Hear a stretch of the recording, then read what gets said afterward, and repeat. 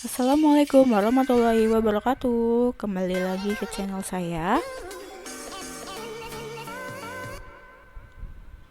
Materi yang akan kita bahas kali ini adalah mengenai penjajahan pemerintahan Belanda di Indonesia.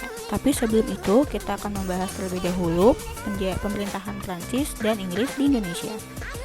Jadi, Prancis sempat menjajah Belanda pada tahun 1795, sehingga secara tidak langsung Prancis mengambil alih kekuasaan VOC di Batavia dan juga mempertahankan Hindia Belanda dari serangan Inggris. Gubernur jenderal yang pertama yaitu ada Herman Willem Daendels. Kebijakannya pada bidang pertahanan dan keamanan yaitu membangun benteng-benteng pertahanan baru, membangun pangkalan angkatan laut, meningkatkan jumlah tentara, serta membangun jalan raya dari Anyer sampai Panarukan atau dikenal dengan Jalan Daendels. Ini ada peta yang menggambarkan Jalan Raya Daendels. Nah, pada bidang ekonomi, kebijakan Daendels yaitu memungut pajak dan menjual tanah kepada swasta, meningkatkan penanaman tanaman yang laku di pasar dunia, serta rakyat harus menyerahkan wajib hasil panen kepada pemerintah Daendels. Dalam bidang politik dan pemerintahan, Daendels juga melakukan intervensi, kemudian membatasi secara ketat kekuasaan raja-raja di Nusantara, membentuk pemerintahan yang sentralistik. Pada bidang peradilan, membentuk 3 jenis peradilan, yakni peradilan untuk Eropa, untuk orang-orang timur asing, dan peradilan untuk orang-orang pribumi. Akhir pemerintahan Daendels selama 3 tahun memerintah, Daendels dianggap gagal untuk mempertahankan Jawa dari Inggris, maka dari itu Daendels kembali ke negara asalnya. Kemudian dilanjutkan oleh Jensen pada tahun 1811. Namun, Jensen hanya memerintah sebentar karena tidak bisa mempertahankan Pulau Jawa dari serangan Inggris.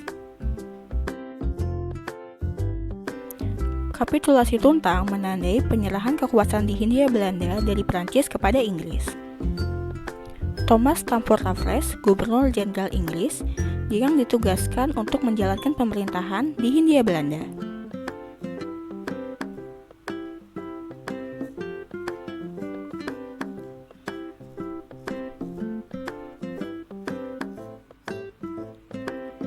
Raffles menghapus segala bentuk kerja diganti menjadi penanaman bebas oleh rakyat dan menerapkan kebijakan landrent atau sewa tanah, yaitu beranggapan bahwa semua tanah di Hindia Belanda adalah milik pemerintah. Maka rakyat penggarapnya dianggap sebagai penyewa tanah dan wajib membayar pajak. Pajak yang dibayarkan berupa uang, namun juga bisa menggunakan barang lain seperti beras. Raffles sangat tertarik dengan antropologi dan botani, sehingga Raffles menulis sebuah buku yang berjudul History of Java. Kemudian pemerintahan Belanda, Hindia Belanda dikembalikan kepada pemerintahan Belanda melalui Konvensi London yang mengharuskan tanah jajahan di Hindia Belanda diberikan kembali kepada pemerintahan Belanda.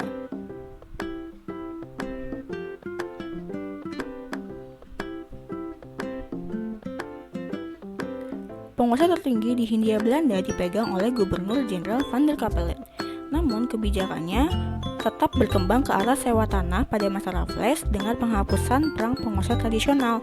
Karena kondisi tanah jajahan yang dalam kondisi kritis, kas negara induk kosong untuk pembiayaan perang Pangeran Diponegoro di tanah jajahan, serta pisahnya Belgia dari Belanda pada tahun 1830. Tokoh Johannes van den Bos mengusulkan kepada pemerintahan Belanda untuk melakukan penanaman tanaman yang laku di pasaran dunia dan penanaman bersifat wajib. Sistem ini dikenal dengan sistem tanam paksa atau Kulturstelsel.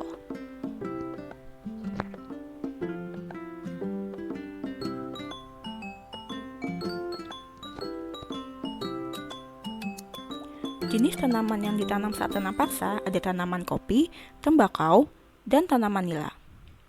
Sehingga pada tahun 1830, Van den Bos diangkat menjadi gubernur jenderal dan mulai melaksanakan kebijakan sistem tanam paksa.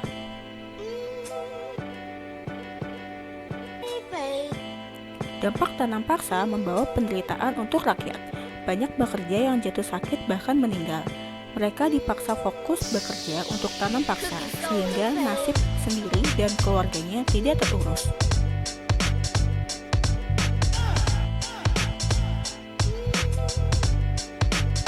Pro dan kontra tanam paksa. Pelaksanaan tanam paksa memang telah berhasil memperbaiki perekonomian Belanda, namun dampak terhadap rakyat pribumi menimbulkan pro dan kontra terhadap pelaksanaan sistem tanam paksa di Nusantara.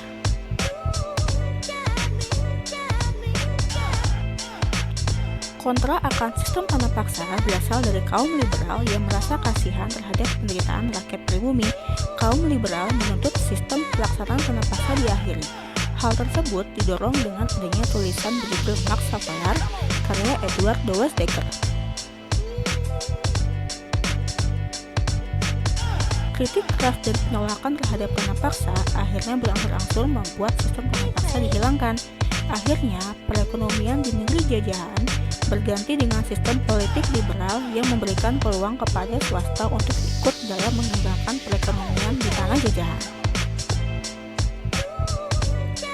Aturan terbaru dari pemerintah Belanda yaitu Undang-Undang Pembendaharaan Negara, Undang-Undang Gula, dan Undang-Undang Agraria. Sejak dikeluarkannya Undang-Undang Agraria, semakin banyak pihak swasta yang memasuki tanah jajahan untuk ikut serta dalam mengeksploitasi tanah jajahan.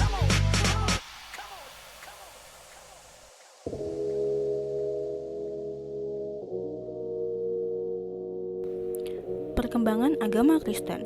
Perkembangan agama di Indonesia bersamaan dengan datangnya bangsa-bangsa Eropa ke Indonesia. Secara garis besar, agama Kristen di Indonesia dikelompokkan menjadi dua, yakni Kristen Katolik dan Kristen Protestan.